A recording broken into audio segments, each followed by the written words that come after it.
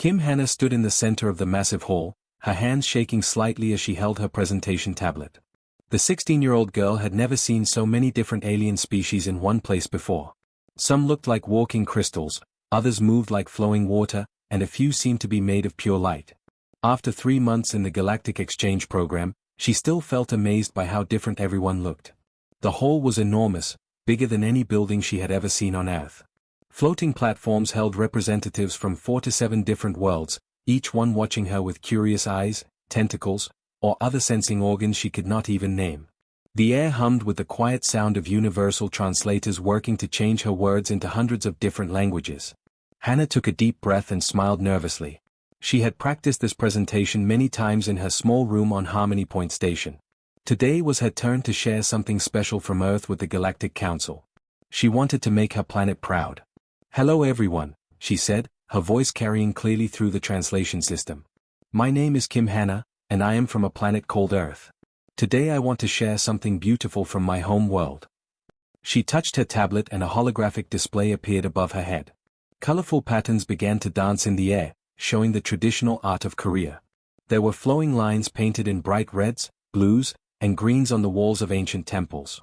The patterns moved and shifted, showing how her ancestors had decorated their buildings with careful geometric designs that had deep meaning and history. "These patterns are called dancheong," Hannah explained, pointing to the flowing colors. "My people have painted them on important buildings for over 1,000 years. And these," she said as new images appeared, "are the designs we use when building our traditional houses called hanok. Every line and angle has meaning. They represent harmony between humans and nature." The patterns were beautiful and peaceful. Hannah had always loved looking at them in the old palaces and temples near her home in Seoul. She thought the other species would find them interesting too. Maybe they would want to learn more about human culture. But something was wrong. She could feel it in the sudden silence that filled the hall. The gentle murmur of conversation had stopped completely. Many of the aliens were now sitting very still, and some seemed to be moving away from her presentation. Then High Arbiter Veldar stood up. Hannah had met the Nexary delegate before. He was taller than any human, with smooth gray skin that looked like polished stone. 6 bright blue eyes were arranged around his head, and right now all of them were staring at her with an expression she had never seen before. It was not curiosity or interest. It was pure anger. Blasphemy. His voice was so loud that Hannah stepped backward in fear. The word echoed through the hall like thunder. "The primitive human dares to mock the sacred geometry of the eternal flame." Hannah felt her face go cold. Her heart started beating very fast. I don't understand," she said, her voice much quieter now. "These are just traditional patterns from my homeland. They are art. They're beautiful." Silence. Veldar's massive form seemed to grow even larger as he moved toward her. Other Nexary delegates were standing up now too, their 6 eyes all focused on the holographic display that was still showing her presentation. "You dare to display the forbidden shapes. The sacred patterns that only the chosen may use." Hannah looked up at her hologram in confusion. She saw the same peaceful patterns she had grown up with. The same designs that decorated the palace where she had taken school trips. The same gentle curves and lines that her grandmother had taught her to draw when she was little. "Council Law 847 Alpha is clear," Veldar continued, his voice getting louder with each word. "Any mockery of sacred symbols demands immediate punishment. The human has committed the greatest insult possible." Ambassador Park Ji-hoon, the senior human diplomat, jumped up from his seat and ran toward the speaking area. Hannah had known him since she arrived at the station. He was kind and always made sure the human exchange students felt safe. "High Arbiter, please." Ambassador Park called out as he reached the floor. "This is clearly a misunderstanding. The child meant no offense. These are traditional human designs that have existed on our world for centuries. She had no knowledge of your sacred symbols." But other delegates were standing up now. A tall creature that looked like a walking tree began speaking in a voice like rustling leaves. "The human insults us all with this display," it said through the translator. "Ignorance is no excuse for such disrespect." A being made of shifting purple energy added, "If we allow this to pass, what message does it send to other primitive species? They must learn their place." More and more voices joined in. Species that Hannah had never even spoken to were now calling for her punishment. She stood in the center of the hall, still holding her tablet, watching her presentation become twisted into something terrible that she never intended. "Please," she said, tears starting to form in her eyes. I didn't know. I would never want to hurt anyone. These patterns are just art from my culture. They mean peace and harmony.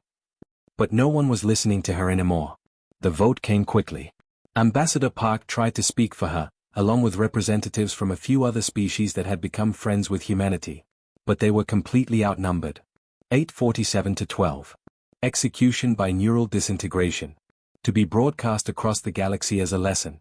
Hannah felt her legs become weak. This could not be happening. She was just a student. She had only wanted to share something beautiful from Earth. She thought about her parents back home, probably sleeping peacefully, having no idea that their daughter was about to die on a space station millions of miles away. The execution chamber was small and white. Hannah was allowed to send one final message to Earth, knowing that it would take days for the signal to reach home. She looked into the camera with tears streaming down her face. Ioma, Appa, she said in Korean, using the words for mother and father. I'm sorry I won't be coming home. Please don't be angry with the aliens. I think there was just a big misunderstanding. I love you both so much. The neural disintegrator was quick and painless. One moment Kim Hannah existed, thinking about her family and her small room back in Seoul. The next moment, there was nothing but empty space where a 16-year-old girl had stood. Her ashes were scattered into the void between the stars, and the news was sent to Earth through the hyperspace communication network. The message would arrive in exactly 72 hours, just as her parents were waking up and wondering why their daughter had not called them the night before. The Galactic Council considered the matter closed. They had sent their message to humanity and all other primitive species. Know your place. Respect your betters. Never assume you understand the sacred things of civilizations greater than your own. They had no idea what they had just started. When the morning shift arrived at the human embassy on Harmony Point Station, they found empty rooms and dark hallways. Ambassador Park Ji-hoon and his entire staff had vanished during the night. No goodbye messages, no angry speeches, no demands for justice. They had simply packed their belongings and left as quietly as shadows. The alien workers who cleaned the embassy found it strange. Usually when diplomatic missions ended, there were many meetings and formal ceremonies. There were speeches and handshakes and promises to stay in touch. But the humans had left behind only clean, empty rooms and a single note on the ambassador's desk that said, "Thank you for your hospitality." Within days, the same thing began happening across the galaxy. Human trade ships that were traveling to Council worlds suddenly changed direction and headed back toward Earth. The captains did not respond to communication attempts. They did not explain their actions. They just turned around and flew home. On the border stations where different species met to trade goods and share news, the human merchants disappeared. These were people who had been coming to the same stations for years. They knew the alien traders by name, spoke their languages, and had become friends with many of them. But overnight, their shops closed and their ships left dock without a word. The human colonies of New Seoul and Neo Busan, which had been growing fast and trading actively with their alien neighbors, went completely quiet. Their communication arrays stopped sending messages. Their ships stopped leaving port. It was as if someone had turned off a switch and the humans had simply stopped existing. Director Quilneth of the Galactic Trade Commission was not worried at first. He was a tall, thin alien with purple skin and large yellow eyes who had been managing trade between species for over 30 years. He had seen diplomatic problems before. The humans are just upset, he told his staff during their weekly meeting. They are very emotional creatures. They get angry quickly, but they also get over things quickly. Give them a few weeks to calm down, and they will come back asking for trade deals. His assistant, a small green alien named Pip, was not so sure. Director, the humans have cut off all contact. Even their most profitable trade routes have been abandoned. This seems more serious than just being upset. Quilneth waved one of his forearms dismissively. Pip, you worry too much. Humans need our technology and our markets. They cannot survive alone in their little corner of space. When their economy starts hurting, they will come crawling back with apologies and new trade offers. You will see. But weeks turned into months, and the humans remained silent. Their space was like a black hole for information. Nothing came out, and anyone who tried to go in came back with strange stories or did not come back at all. The deep space monitoring stations that watched for dangerous asteroids and enemy fleets began picking up very unusual energy readings from human territory. The sensors showed massive construction projects happening near Earth and the other human colonies. But the scale was enormous, bigger than anything any species had ever built before. What could they possibly be building? asked Captain 0th of the monitoring station near the edge of human space. She was looking at her screens with confusion.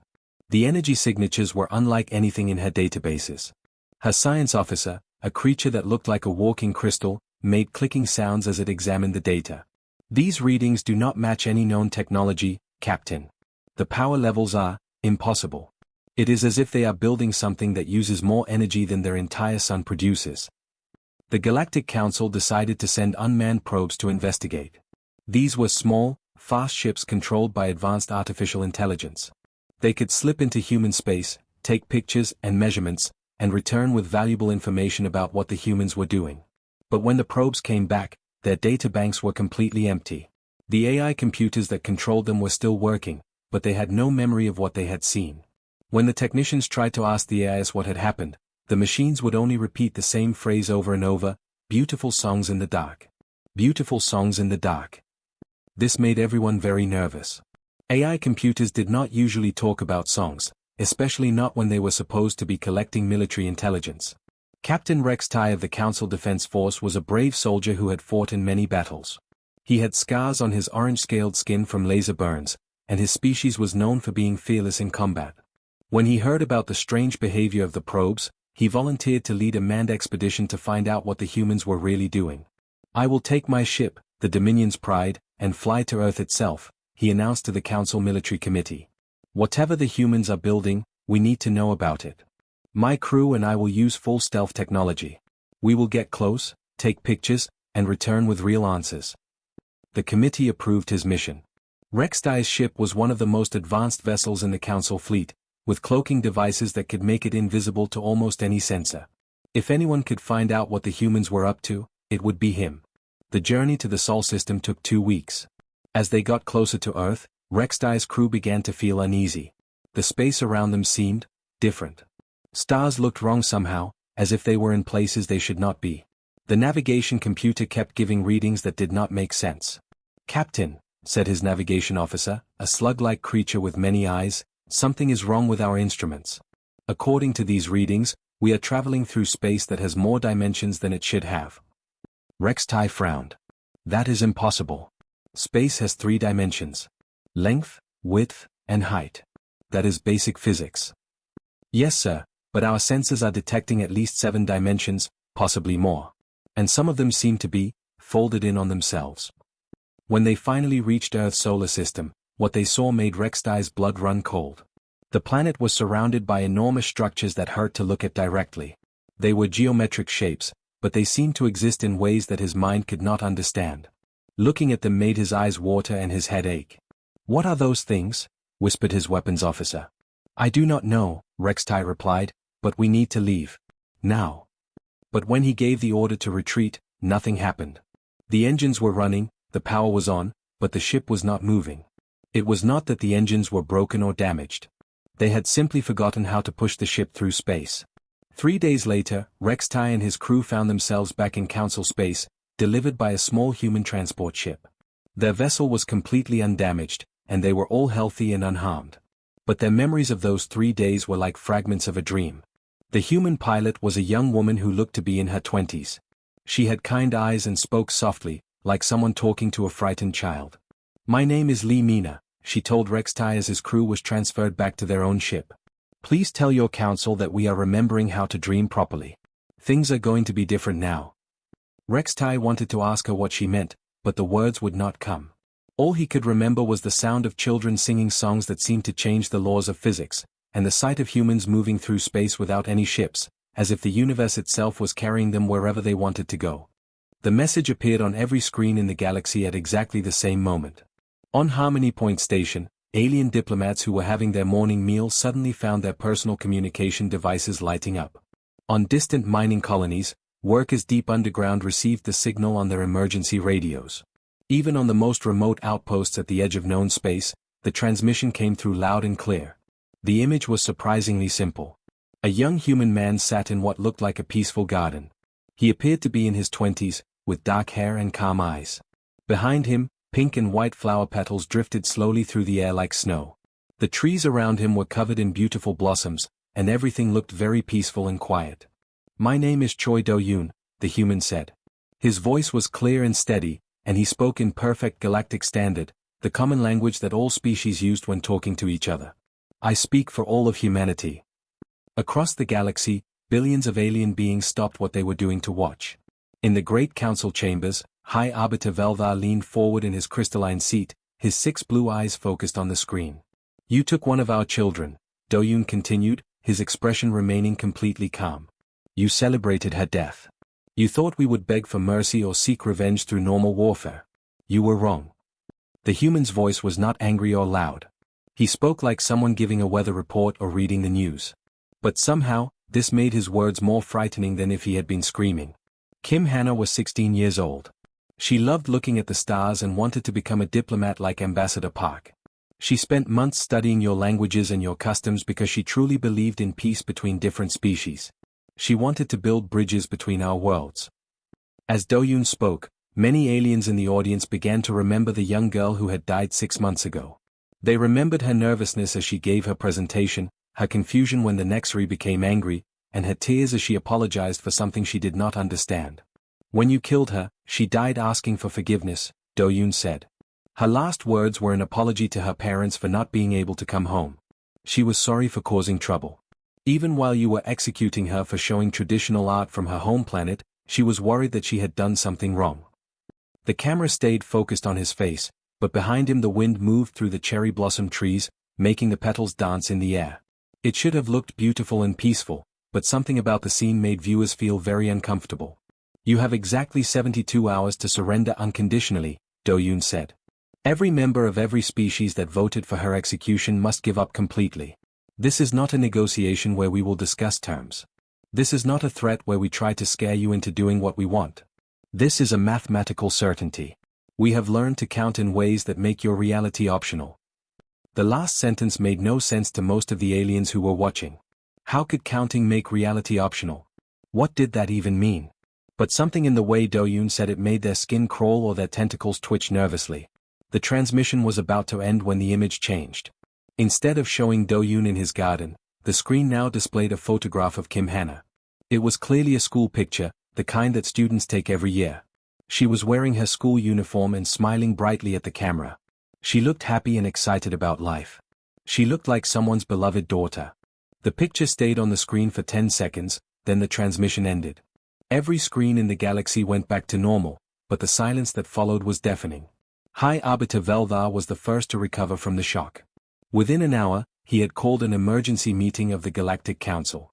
His voice boomed through the Great Assembly Hall as he addressed representatives from hundreds of species.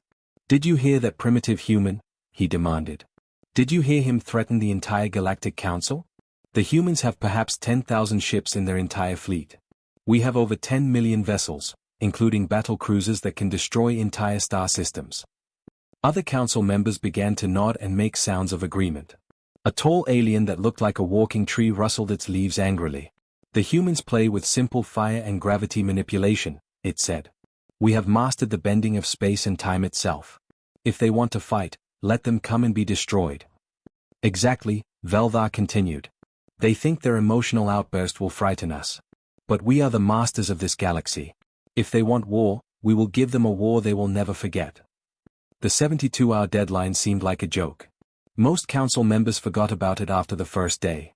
They went about their normal business, confident that the humans were just making empty threats. Some species even began making plans to divide up human territory after the coming war was over. But when exactly 72 hours had passed since Do-yoon's message, something very strange happened. It started with the stars. Every star in every system that was controlled by council species simply stopped twinkling. For exactly 1 minute, they became as still and steady as painted dots on a black canvas. Stars that had been flickering and dancing for billions of years suddenly held completely still. On thousands of worlds, people looked up at their night skies and saw something that should have been impossible. The universe had stopped breathing. Then, after exactly 60 seconds, the stars began to twinkle again. But now everyone knew that something fundamental had changed. Someone or something had just demonstrated that they could control the basic behavior of suns themselves. Before anyone could fully understand what had just happened, the constructs appeared. They materialized instantly around every council world, every space station, every military fleet. There was no warning, no ships approaching through space, no energy signatures building up. One second the space around the planets was empty, and the next second it was filled with enormous structures. The constructs were huge, each one about the size of a small moon. But they were not round like planets or moons should be. They were geometric shapes that seemed to hurt people's eyes when they looked directly at them. Some looked like cubes, but with too many sides. Others resembled pyramids that seemed to exist in more dimensions than space should allow. They hummed with a sound that could be felt rather than heard. Deep space sensors went crazy trying to measure the energy coming from them. The readings were so high that most instruments simply gave up and displayed error messages. But the most frightening thing about the constructs was that they did not do anything. They did not attack. They did not send threatening messages. They did not even move. They just sat there in space, existing in ways that made reality uncomfortable. Scientists who tried to study them reported that the constructs seemed to exist in several dimensions at once. Looking at them made people feel dizzy and confused. Some researchers claimed that the structures were not built from normal matter at all, but from something much more basic and fundamental. They are not made from atoms and molecules, whispered Dr. K.Y. Intel, the council's chief physicist, as she stared at the readings from her instruments. They are made from the underlying rules that tell atoms and molecules how to behave. On every world, in every fleet, the message was clear: humanity had moved beyond normal technology. They were no longer playing by the same rules as everyone else. They had learned to build things from the mathematics that controlled reality itself. And they were just getting started. Dr. Zywantara had been studying physics for over 40 years. She was considered the smartest scientist in the entire Galactic Council, with a mind that could understand concepts that made other aliens confused and dizzy. But as she looked at the readings from her instruments, she felt like a small child trying to understand something far beyond her abilities. The massive construct hanging in space above her homeworld was doing impossible things. Her gravity detectors showed that the force holding her planet together was changing in patterns that looked like mathematical equations. The numbers went up and down in rhythms that reminded her of music, but music written in the language of physics itself. Even more frightening, her time measurement devices were showing that seconds and minutes were not behaving properly. Time would slow down for exactly 3 seconds, then speed up for 2 seconds, then completely stop for 1 second. It was like watching a broken recording that kept skipping and repeating. But the most terrifying reading came from her matter analyzers. These instruments studied the basic building blocks of everything in the universe: atoms, molecules, and particles. According to her readings, these tiny pieces of reality were acting nervous. They were vibrating and shaking as if they were afraid of something. This cannot be happening, Dr. Zywantara whispered to herself as she checked her instruments again and again. They are not using any technology that I recognize. They are not following the rules of physics that we have understood for thousands of years. She paused and looked up at the construct through her laboratory window. It hung there in space like a geometric nightmare, its impossible angles making her eyes hurt just to look at it. They are editing the underlying code of reality itself, she said, her voice filled with terror. Meanwhile, High Arbiter Veldar was preparing his personal war fleet for an attack on human space. He commanded over 1,000 of the most powerful military ships in the galaxy, each one capable of destroying entire cities with a single blast. We will show these primitive humans the true power of the Nexari Empire, he declared to his officers as they stood on the bridge of his flagship, the Eternal Dominion. Load all weapons. Set course for the Sol system. Today we end this foolishness once and for all. His weapons officer, a tall Nexari with 4 arms, began pressing buttons on his control panel. But nothing happened. He pressed them again, harder this time. Still nothing. Sir, the weapons officer said, confusion clear in his voice, the weapons are not responding. But they are not broken. According to all my readings, they are working perfectly. They seem to have forgotten how to fire. Veldar stormed over to the weapons controls and examined them himself. Everything looked normal. All the power systems were running. All the targeting computers were active. But when he pressed the firing button, absolutely nothing happened. It was as if the concept of these weapons shooting had simply been erased from reality. This is impossible, he growled. Weapons do not forget how to work. They are machines. But then something even more frightening began to happen. His chief engineer, an elderly Nexari named Cortan, suddenly looked older.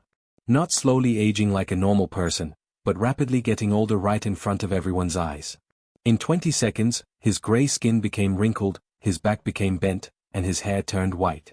Then, just as quickly, he returned to normal. But 5 seconds later, it happened again. What is happening to me? Cortan cried out, watching his hands change from young to old and back again. Why do I keep getting older and younger? Around him, other crew members were experiencing different problems. Two officers were having a conversation about weapon systems, but their words kept playing backward, then forward again with completely different words. Another crew member kept walking to the same door over and over again, as if time was forcing him to repeat the same action. Veldar looked around his bridge in horror. His crew was trapped in some kind of time loop that kept changing and shifting. Nothing was staying the same for more than a few seconds. "What are you doing to us?" he screamed at the construct floating outside his ship. The answer came not through his communication system, but directly into his mind. It was the voice of Lee Mina, the young human woman who had returned Captain Rextai to Council Space months ago. "We are teaching you what Hannah felt in her last moments," her voice said gently, like a mother explaining something to a frightened child. "We are showing you the uncertainty of existence, the fear of being unmade. But unlike her, you get to experience it over and over again." As Lee Mina's words echoed in his mind, Veldar began to understand the true horror of what was happening. The humans were not trying to kill them quickly. They were making them live through the terror of dying and being erased from existence, again and again, forever. All across Council territory, impossible things were becoming normal. On the planet Zerion, the population woke up to find their sun was dimming and brightening in a steady rhythm. Scientists quickly realized that the pattern matched exactly the heartbeat of Kim Hannah, taken from her medical records when she was a healthy 16-year-old girl. Ancient space travel routes that had been used for thousands of years suddenly stopped working. Ships would enter the hyperspace tunnels that connected different star systems, but instead of arriving at their destinations, they would find themselves floating in empty space with no idea where they were. The routes had simply forgotten their purpose, leaving travelers stranded until the humans decided to remember the paths back into existence. The Vorthak were a proud species that had mastered the ability to control time and space. They could slow down time around their enemies, speed up their own movements, and even create small pocket dimensions where they could hide their fleets. When they saw what the humans were doing, they decided to fight back using their greatest abilities. They built massive temporal barriers around their most important worlds. These barriers were supposed to protect them by putting their planets in a different time stream than the rest of the universe. Inside the barriers, time would move differently, making it impossible for outside forces to attack them. But when they activated their temporal defenses, something terrifying happened. Their own battle fleets suddenly found themselves experiencing their own destruction. They watched their ships explode and their crews die, felt the terror of defeat and death. Then, just as the horror reached its peak, they were restored to perfect health and had to experience it all over again. The Vorthak realized with growing fear that the humans had moved beyond simply manipulating time. They had become the owners of time itself. Time was now working for humanity, and it was collecting payment from their enemies in the form of endless cycles of fear and defeat. Captain Rextai, who had been traumatized by his encounter in the Sol system, was called to speak at an emergency council session.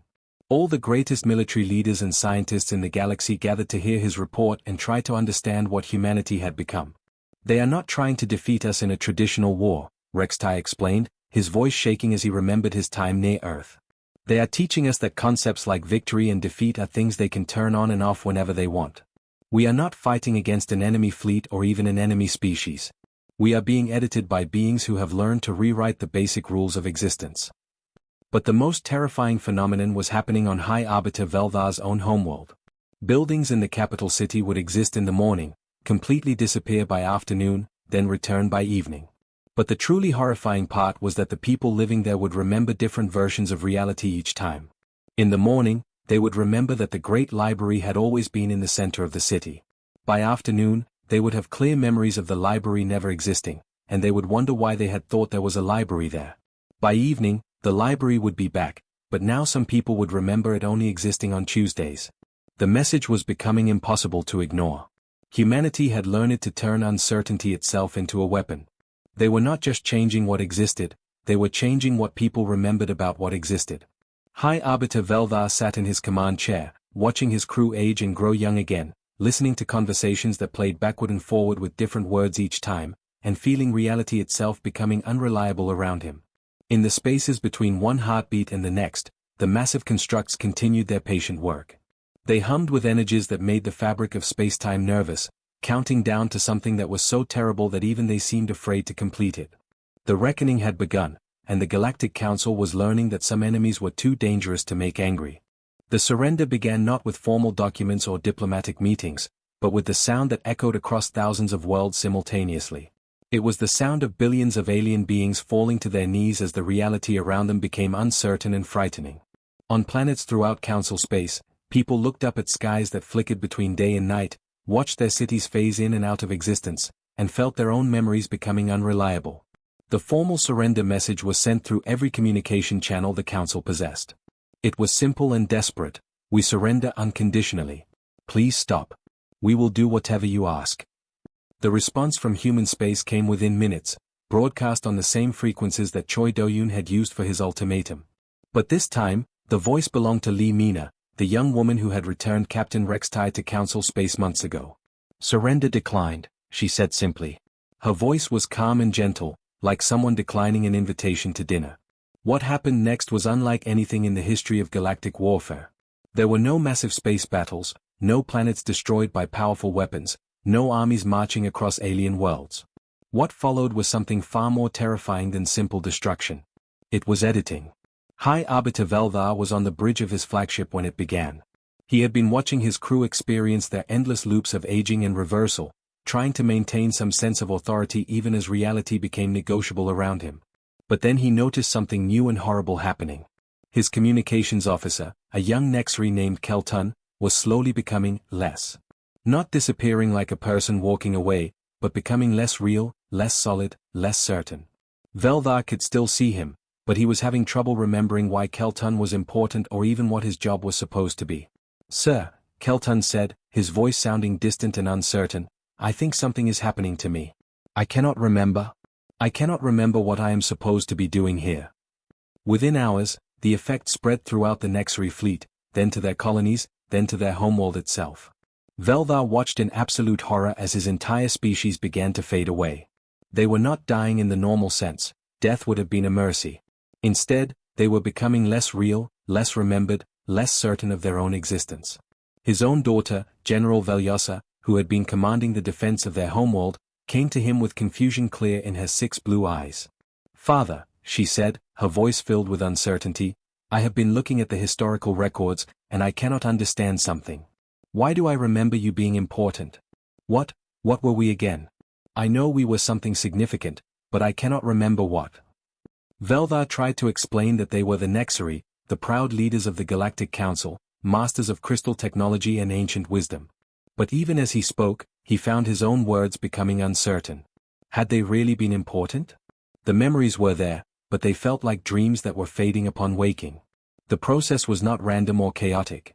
It was careful and artistic, like a master sculptor removing exactly the right pieces of stone to create a statue.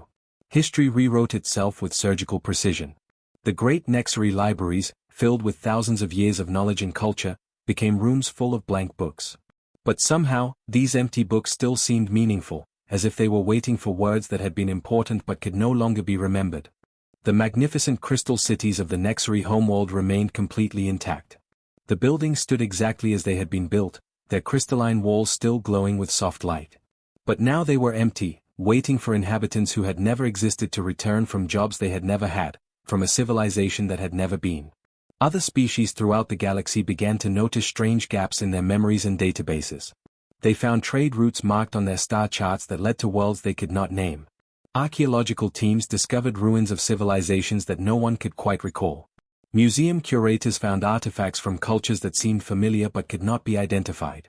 Dr. Zywantara, her brilliant scientific mind fighting against the erasure that was slowly consuming her species, managed to make one final recording before she faded into uncertainty. Her last words, preserved in the scientific databases that would soon forget what species she belonged to, were, "They are not destroying us in any traditional sense. They are unwriting us. Making us into stories that were never told. We are being removed from the narrative of the universe itself." One by one, each species that had voted for Kim Hanna's execution experienced the same fate.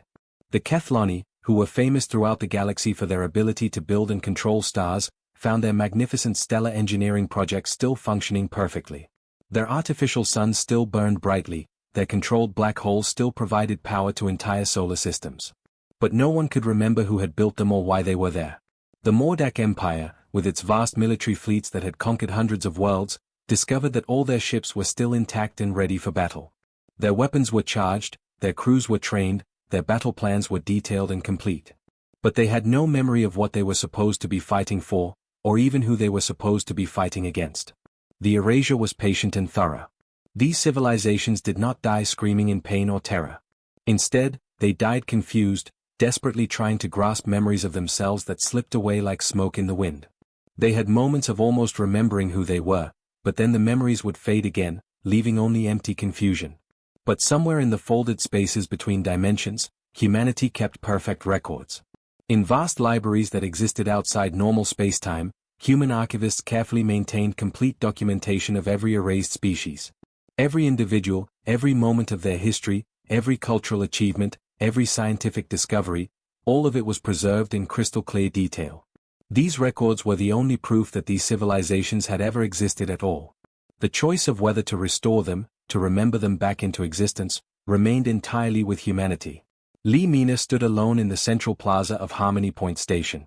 The great meeting hall where representatives from 4 to 7 species had once gathered to debate the future of the galaxy was now silent and empty.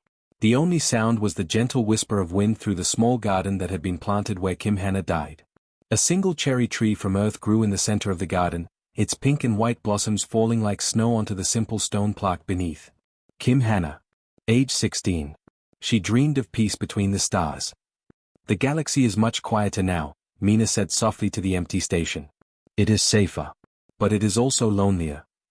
Behind her, Choi Do-yoon emerged from the shadows of the empty diplomatic quarters.